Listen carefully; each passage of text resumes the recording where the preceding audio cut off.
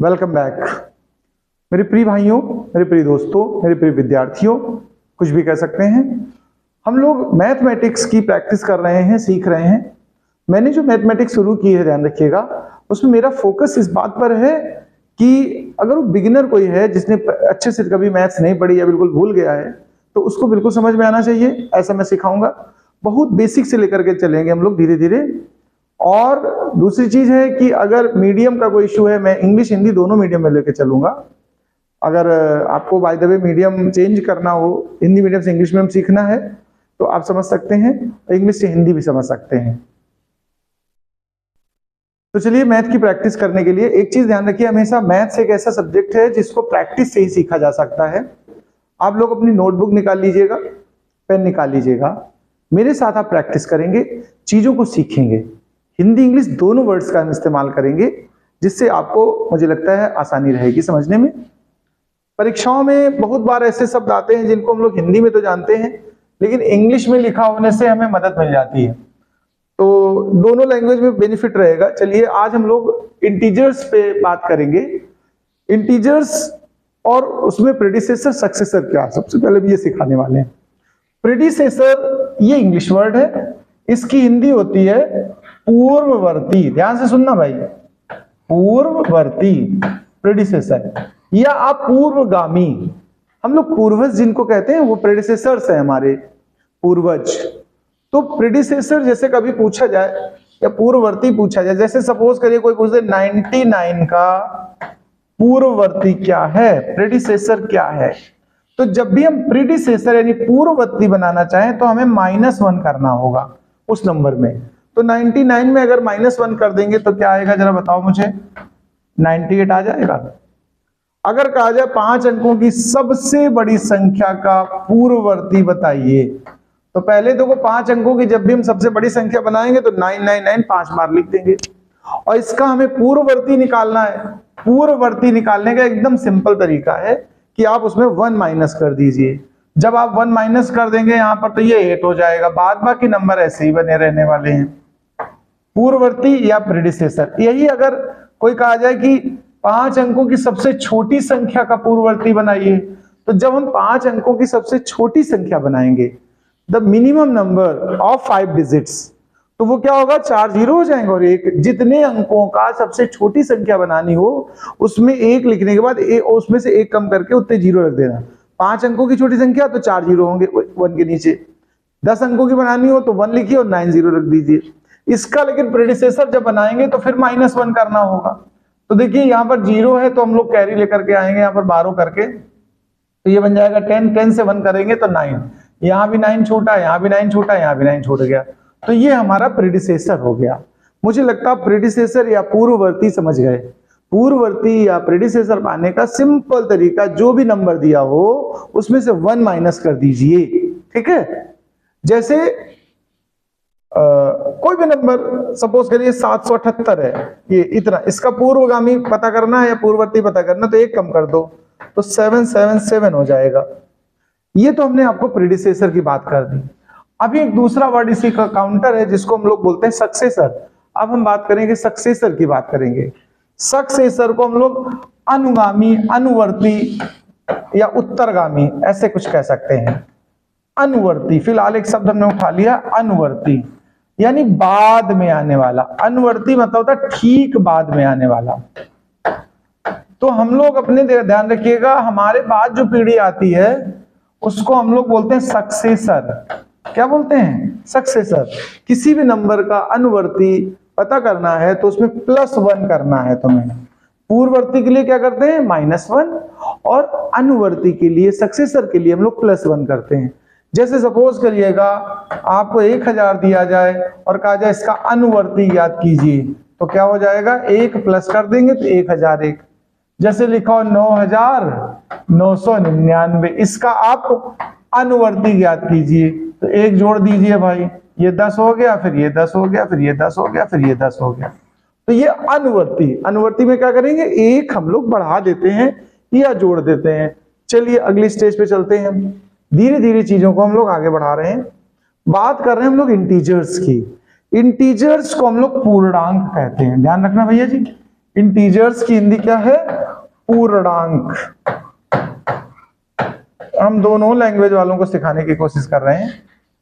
पूर्णांक क्या होते हैं ध्यान रखना, हम लोग इनको होल नंबर भी कह सकते हैं, ठीक है, पूर्ण संख्या तरह से।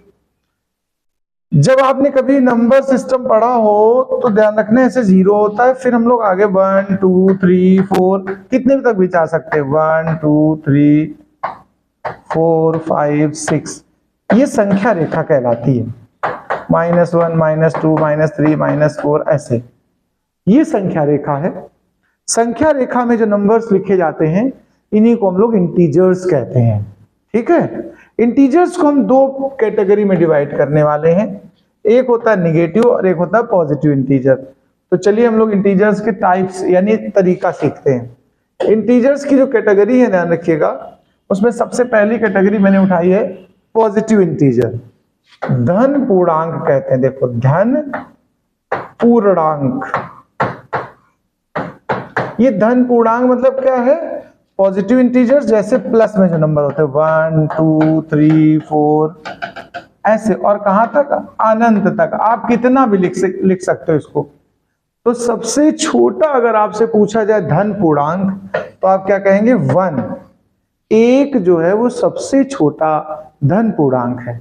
सबसे बड़ा धन पूर्णांक कुछ नहीं, निश्चित नहीं, अनिश्चित कह सकते हो, अनंत कह सकते हो, अनडिफाइंड कह सकते हो, ठीक है। अनंत है यानी कभी भी कोई अंतिम पूर्णांक धनात्मक हमें प्राप्त नहीं हो सकता है। धन पूर्णांक के उपरांत हम लोग बात करेंगे ऋण पूर्णांक की। ऋण पूर्णांक क्या होते हैं? अब निगेटिव इंटीजर्स की बात करते हैं। निगेटिव इंटीजर्स को हम लोग क्या बोलते हैं हिंदी में? ऋण पूर्णांक। ऋण पूर्णांक ध्यान रखिएगा, जो धन पूर्णांक है इसके उल्टा चलते हैं, उनमें सब में माइनस लग जाएगा। जैसे -1 -2 -3 -4, यहां थोड़ा ध्यान दीजिएगा, ये भी जाएगा अनंत में माइनस में।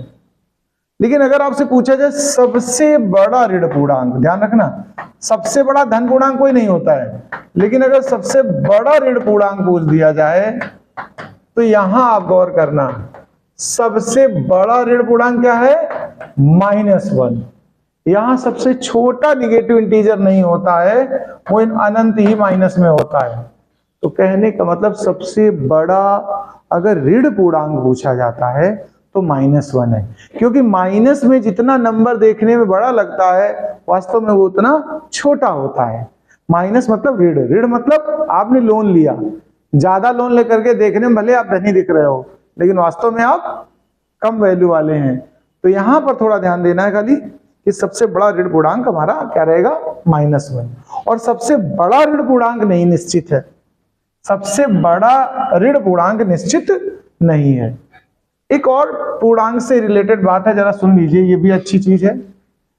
Absolute value of the integer, ठीक है, परम मान इसको कहते हैं। परम मान, पूर्णांक का परम मान,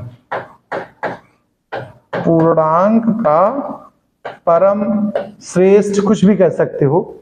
एक चीज लेकिन हमने देखो आपको पीछे नहीं डिस्कस की, जीरो को अगर आपसे कोई पूछे कि ये धन पूर्णांक है या ऋण है तो हम कहेंगे ना तो धन पूर्णांक और ना ही ये ऋण पूर्णांक। जीरो की खासियत है कि ना तो ये धन पूर्णांक है और ना ही ऋण पूर्णांक है। इसको ना तो धन कहेंगे और ना ही ऋण कहेंगे।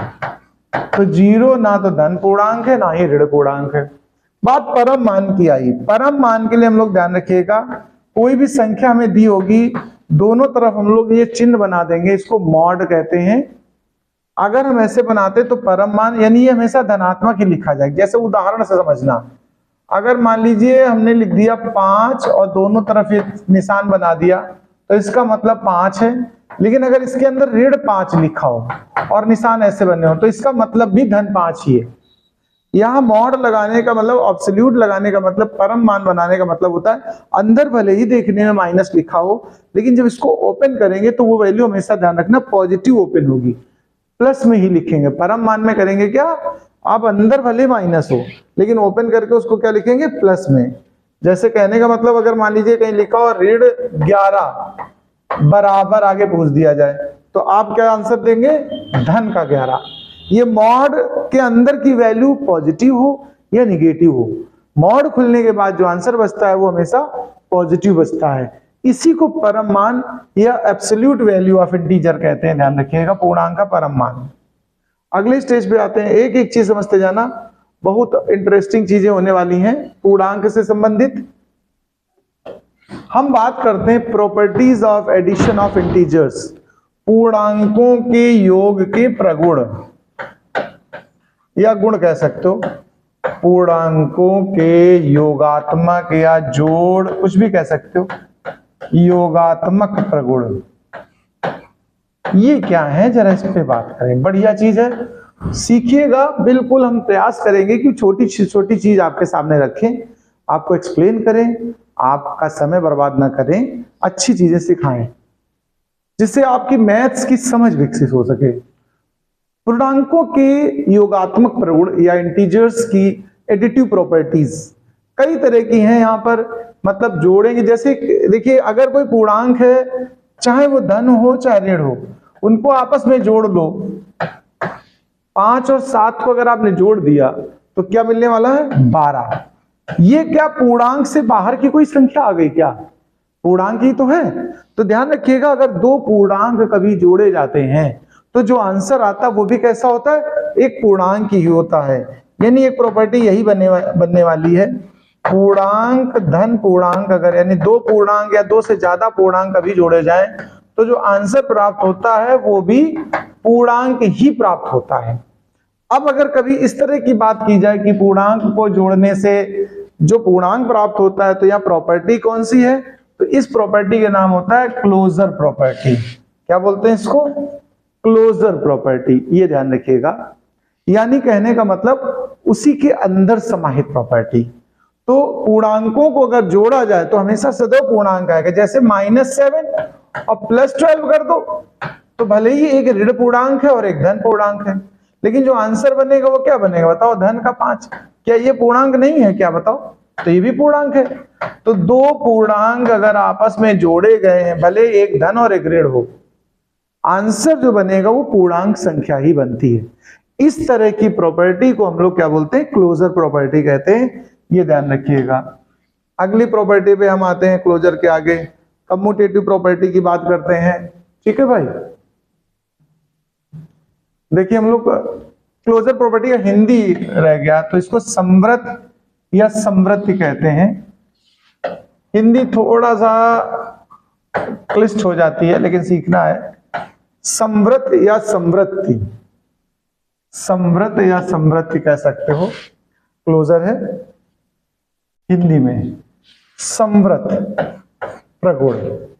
हमने अभी बोला कि क्लोजर के आगे अब हम लोग अगली कम्यूटेटिव प्रॉपर्टी सीखने वाले हैं। कम्यूटेटिव प्रॉपर्टी क्या है, इसको जरूर अच्छे से जान लीजिएगा। कम्यूटेटिव को हिंदी में अगर कहें, कम्यूटेटिव प्रॉपर्टी की हिंदी अगर आपको तैयार करनी हो तो इसको बोलते हैं क्रम विनिमेय नियम। क्रम विनिमेय नियम। क्रम विनिमय का मतलब है क्रम बदलने से। जैसे अगर कभी देखो पूर्णांक जोड़ रहे हो आप, 5 और 8 को जोड़िए तो क्या आएगा भैया बताओ, 13 आएगा, 13। इसको उल्टा करके क्रम रख दो, अगर देखो 8 में 5 जोड़ो तो क्या कुछ और आ जाएगा, वो भी 13 आ जाएगा। यानी अगर क्रम बदल दिया जाए, देखो 5 + 8 किया जाए या फिर 8 + 5, पहले कुछ भी रख दो और बाद में दूसरा नंबर या पलट के रख दो, आंसर पे कुछ फर्क ना पड़े, तो ऐसी प्रॉपर्टी को, ऐसे गुण को क्रम विनिमय कहते हैं। तो जोड़ में ध्यान रखिएगा, क्रम विनिमय नियम चलता है, गुणा में भी चलता है। ऐसा नहीं कि जोड़ में, देखो 5 और 8 का गुणा करिए तो क्या आएगा 40, और 8 में 5 का कर दो तो भी 40। तो ये क्रम विनिमय नियम, अगर गुणा में यही चीज फॉलो हो जाए तो गुणन का क्रम विनिमय, और अगर जोड़ में फॉलो हो जाए तो जोड़ का क्रम विनिमय। एडिटिव प्रॉपर्टी यानी कम्यूटेटिव प्रॉपर्टी ऑफ एडिशन, हमने जोड़ में क्रम विनिमय। देखो जोड़ में भी क्रम विनिमय होता है और गुणा में भी होता है, लेकिन अगर कोई पूछ दे घटाने में क्या क्रम विनिमय नियम चलता है क्या, देखो आओ घटाने में क्रम बदल के देखते हैं। देखो 5 में से अगर 8 घटा दोगे तो ऋण का 3 आएगा, लेकिन अगर 8 में से 5 घटा दोगे तो धन का 3 आएगा। क्या क्रम बदलने से आंसर पे कुछ असर नहीं पड़ा क्या बताओ आप? असर पड़ गया ना, एक प्लस में आ गई एक माइनस में आ गई वैल्यू। तो घटाव में क्रम विनिमय नहीं चलता, सब्ट्रैक्शन में कम्यूटेटिव प्रॉपर्टी नहीं होती है। कम्यूटेटिव किसमें होती है? एडिशन में यानी जोड़ में, और सब्ट्रैक्शन यानी गुणा में। इनमें क्रम बदलने से कोई फर्क नहीं पड़ता है। तो अगली प्रॉपर्टी पे बात करते हैं। ये सब धीरे धीरे इंट्रोडक्शन होता जा रहा है आपका, बढ़ता जा रहा है। कम्यूटेटिव के बाद बात करते हैं एसोसिएटिव प्रॉपर्टी। एसोसिएटिव प्रॉपर्टी में क्या होता है, देखो एडिशन की भी सिखा रहे, मल्टीप्लिकेशन की भी यही साथ बता देंगे। एसोसिएटिव का मतलब जैसे 3 नंबर लेने हैं, देखो a प्लस बी प्लस सी। देखो पहले अगर हमने b और c को जोड़ा, फिर उसको जोड़ करके a में जोड़ा, और या इसको उल्टा करते, पहले a और b को जोड़ लेते फिर c में जोड़ते चल के, तो क्या आंसर पे कोई फर्क पड़ता? देखो चेक करते हैं। अच्छा कोई 3 नंबर ले लीजिए, 5 ले लिया, 3 ले लिया और 4 ले लिया। देखो इधर भी उधर भी हम चेक करना चाहते हैं, पहले नंबर को 5, दूसरे को 3 और आखिरी नंबर को 4। देखिए जरा जोड़ने की स्थिति बदल करके क्या कुछ आंसर पे असर पड़ने वाला? एसोसिएटिव को हिंदी में अच्छा क्या कहते हैं ये भी जान लेना, इसको सहचर्य नियम कहते हैं। हिंदी भी समझते चलना है तुम्हें, सहचर्य नियम। सहचर्य नियम हिंदी है, इंग्लिश इसका होता है एसोसिएटिव। एडिशन मतलब जोड़, योग को एडिशन कहते हैं हम लोग इंग्लिश में, तो जोड़। देखिए अगर आप ध्यान देना, ब्रैकेट का मतलब पहले ये हिस्सा सॉल्व करिए, तो 4 और 3 को जोड़िए, क्या हो गया 7, और फिर इसमें 5 जोड़िए, तो आंसर क्या हो गया 12। अगर हमने इसको उल्टा किया, पहले 5 और 3 को जोड़ लिया, देखो 8, और फिर 4 जोड़िए, तो क्या आया 12। क्या कुछ आंसर पे असर पड़ा क्या? बताइए, नहीं पड़ा ना। इसका मतलब है जो इंटीजर्स होते हैं या पूर्णांक होते हैं वो सहचर्य नियम का पालन करते हैं। उनमें ध्यान रखिएगा, पहले कोई भी 3 नंबरों को ऐड करना, किन्हीं 2 को पहले जोड़ लो, फिर तीसरे को ले लो। ये जोड़ में भी है, और अगर गुणा में चेक करके देखें, अब यही चीज हम गुणा में चेक करते, देखिए अगर गुणा में कहा जाए, क्या साचर्य नियम गुणा में होता है क्या? जो नियम हम आपको योग के लिए सिखा रहे हैं उनको आप गुणा के लिए भी चेक कर सकते हो, अपने आप से भी चेक कर सकते हो अगर हम ना बताएं तो भी। जैसे मान लीजिए 5 और 7 का पहले गुणा करके फिर हम 3 का गुणा करें, या उल्टा 5 को हम अलग रखें, 7 और 3 का पहले गुणा करें, क्या कुछ फर्क पड़ेगा आंसर पे? देख लो, गुणा तो आपको आता ही होगा। 7 बना 35 और इंटू 3 53, 15, 3 का 9 और 1 10। यहां पहले इनका गुणा कर लीजिए बाद वाली संख्याओं, 7 का 21, 21 पंचे 105, कोई फर्क नहीं पड़ा। यानी कि जो साहचर्य नियम है, पूर्णांकों का जो साहचर्य नियम है, वो जोड़ पर भी अप्लाई होता है और गुणनफल पे भी अप्लाई होता है, दोनों के लिए फॉलो करता है ये साहचर्य नियम। अगली स्टेज पे चलते हैं और देखते हैं कौन सी प्रॉपर्टीज हमारे पास है। आज हम लोग इंटीजर्स यानी पूर्णांकों के सभी प्रगुण सीखने वाले हैं। एडिटिव आइडेंटिटी, इसको हम लोग बोलते हैं योगात्मक तत्समक। योगात्मक तत्समक ये क्या है, अब इस पे बात करते हैं। देखिए ऐसी संख्या को जिसको हम किसी दूसरी संख्या में जोड़ें और उस संख्या पर कोई असर ही ना पड़े, तो उस संख्या को हम योगात्मक तत्समक कहते हैं। योगात्मक तत्समक शून्य होता है, यानी कि अगर आपसे पूछा जाए योगात्मक तत्समक कौन सी संख्या है, तो आप 0 कहेंगे। एडिटिव प्रॉपर्टी या एडिटिव आइडेंटिटी किसको कहते हैं, तो आप क्या कहेंगे 0, 0। जैसे कहने का मतलब देखो 5 में अगर 0 जोड़ा जाए तो क्या आंसर पे कुछ असर पड़ने वाला है? इस संख्या पे कोई असर पड़ेगा? नहीं पड़ेगा। तो जो संख्या किसी संख्या में जोड़ने के बाद उस पर असर न डाले, उसे हम बोलते हैं योगात्मक तत्समक। तत्समक मतलब होता है, तत् मतलब वैसा ही, समक मतलब उसका मान बना रहे, मान पर असर ना डाले। तो ध्यान रखिए योगात्मक तत्समक क्या है 0। लेकिन अगर कोई पूछा जाए गुणनफल का, देखो गुणात्मक या गुणनफल का तत्समक कोई होता है क्या?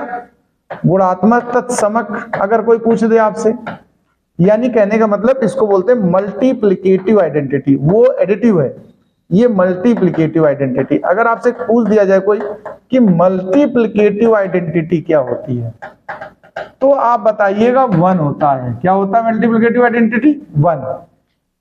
इसको गुणात्मक क्यों कहेंगे, कारण क्या है? 1 से अगर किसी भी संख्या में गुणा करा जाए, जैसे 8 में 1 से गुणा करो, तो क्या 8 के मान में कुछ परिवर्तन होगा? नहीं होगा, 8 ही बना रहेगा। तो जो संख्या किसी संख्या में गुणा करने से उसके मान पर असर न डाले, देखो जोड़ने से असर न डाले तो जोड़ का तत्समक हो गया, और गुणा करने से असर न डाले तो गुणा का तत्समक हो गया। तो तत्समक योग का 0 और गुणनफल का 1 होता है। अब हम लोग व्युत्क्रम की बात करते हैं। देखिए तत्समक की तो बात हो गई, एडिटिव इनवर्स, आइए इनवर्स की बात करते हैं। इसको बोलते हैं योगात्मक प्रतिलोम। योगात्मक प्रतिलोम, अब इस पे बात करने वाले हैं। ये योगात्मक प्रतिलोम क्या है, एडिटिव इनवर्स क्या है?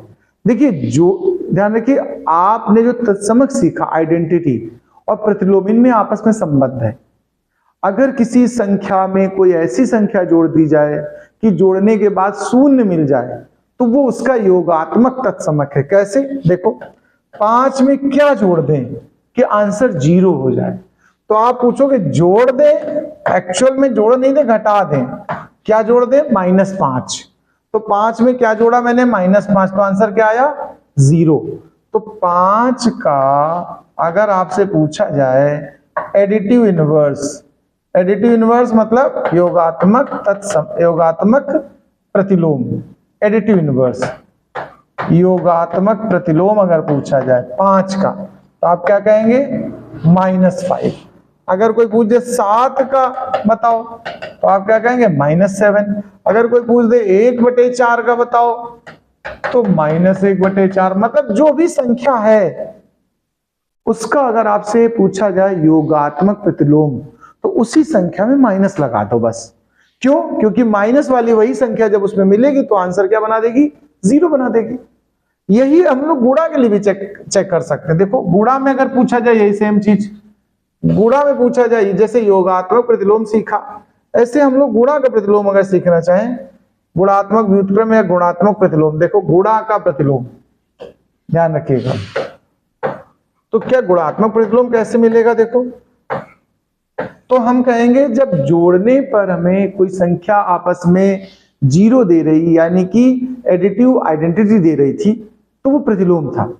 ऐसे गुणा करने में अगर किसी संख्या से हमें गुणा वाली आइडेंटिटी या कह सकते हो तत्समक मिल जाए, गुणा का तत्समक 1 होता है, तो ऐसे समझिए किसी नंबर में जैसे 5 में किस संख्या से गुणा करें कि आंसर 1 आ जाए, तो आंसर 1 आने के लिए ध्यान रखिए 1 अपान करके इसको देखिए, तो आंसर 1 आ गया। जैसे कोई पूछे 7 का गुणात्मक प्रतिलोम, तो क्या कहेंगे?